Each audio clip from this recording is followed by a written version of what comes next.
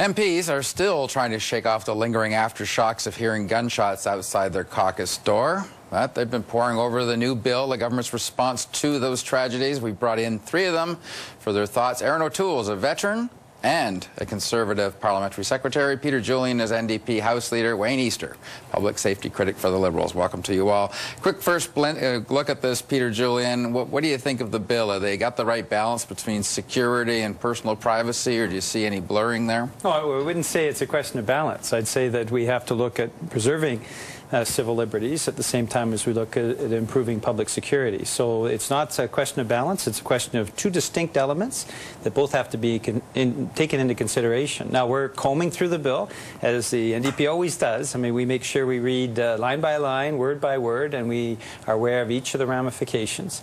And so what we will react, do is, then read? I mean, how refreshing. Anyways, go ahead. we will read it. We'll read it through. We have concerns about whether the government is actually approaching this in the right way, and certainly we'll examine the bill in that context. But I will tell you one thing, Don. I was in my riding on the weekend, went to visit a couple of mosques.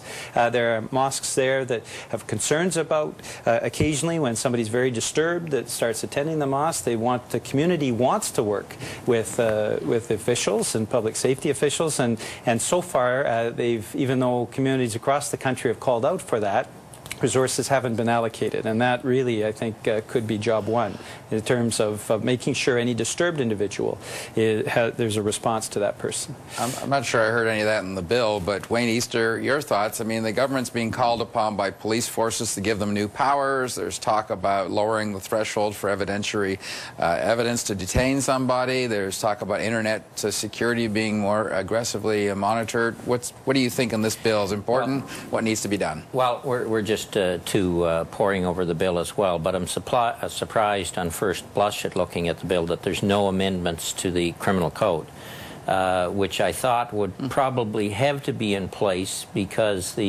for whatever reason we don't know, the current laws that were passed in the Combating Terrorism Act are not been used.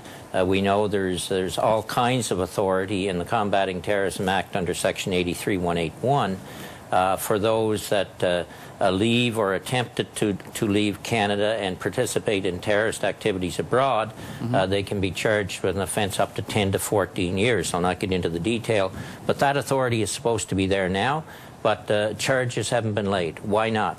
There's the preventive detention in peace bonds that don't seem to have been used either, and I would think if the problem is evidence and getting enough evidence for a prosecutor to convict, then that there would probably have to be changes to the criminal code. So that isn't there. The idea of protecting informants, it's there, and I think we'll look at it, but it looks like we can be supportive of that. And the thing we're concerned about on first blush is there's very broad, unexplained authority given to CSIS in what it can do abroad, and so we'll have to look at that in more detail. Erin O'Toole, what in this bill was not flagged a week and a half ago when Stephen Blaney did it that will actually do what the bill's name is, which is the prevention of terrorism coming into Canada? I mean, what steps are being done here to stop that? Well, I think if you see all of our bills, and this is a bill related to public safety that was already in the making. We've been hearing from not just RCMP and CSIS, but local police forces across the country. They're the front lines on these issues, and what tools do they need? It was actually the Toronto Police Force that uncovered some of the early parts of the Toronto 18 plot and then worked with the RCMP.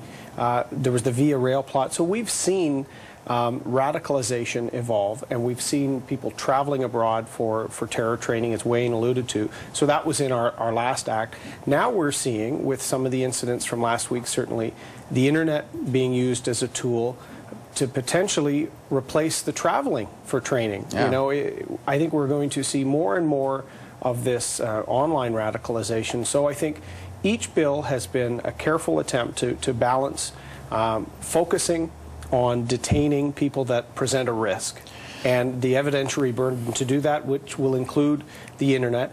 The CSIS provisions you talked about are something they appeared before the committee asking for. And if you're looking at powers abroad for surveillance, that's to make sure that we don't lose people at the handoff as they leave Canada, because who are they conspiring with overseas, somebody who may not have been on the watch list could return radicalized. So I think these are prudent powers that will only really impact people that are already under investigation. Peter Julian, the one thing that the RCMP commissioner articulated, he said, it's frustrating you have to unleash law against a one-man terrorist think speak, basically. I mean, this guy's not trying to draw attention to himself. He's just an individual receiving messages over the internet in general, and he's responding. How do you stop that? How do you throw a law and make that go away, that threat? Well, it's not just a question of laws. It's also a question of resources. And one of the things that we've been raising as a concern for weeks now is the cutbacks to Canada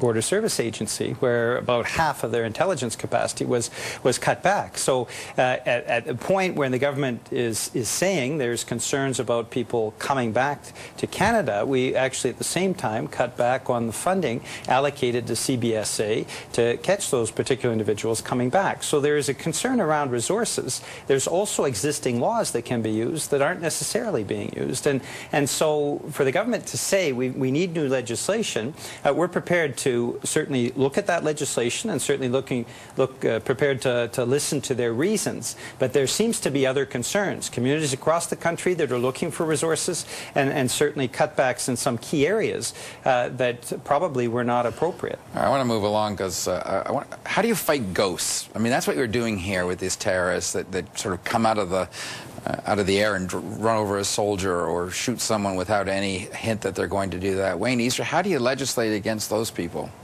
Well, I mean, it's extremely difficult, and that's what we're seeing here.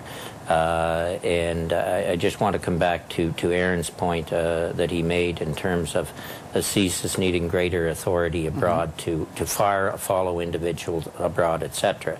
CSIS before committee did say basically they already do that, and they want to incorporate that into the law because it isn't already there, and so they are already doing that, and that's not going to be all that helpful. But look, security authorities, all our security agencies, they have a tough job to do.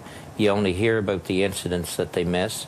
And so we do have an obligation to give them the authorities they need to do their job, but it also has to be balanced against individual rights and freedoms. Quick last word to you, Aaron, on this one. Well, you said, Don, in your question, you said if there's no hints of the lone wolf attacker. I think what law enforcement are clearly doing now are looking, were there hints? The suspect in Ottawa did visit people, was active online, was communicating by email with some. We've heard today there was a video of some sort. Could any of those hints been pulled together, and could this person have been detained? This is what the lessons learned that law enforcement need to have from any incident or from the plots that were foiled, like the Toronto 18 and the Via Rail. We need to work with law enforcement to say, what tools do you need to keep public safety at the forefront of what you're doing, balanced alongside making sure that there's minimal intrusion on civil liberties, and we really focus on people that are at risk. Okay. Thank you all. This is a work in progress. We'll get your thoughts later on as it goes. Thank you. Thank you.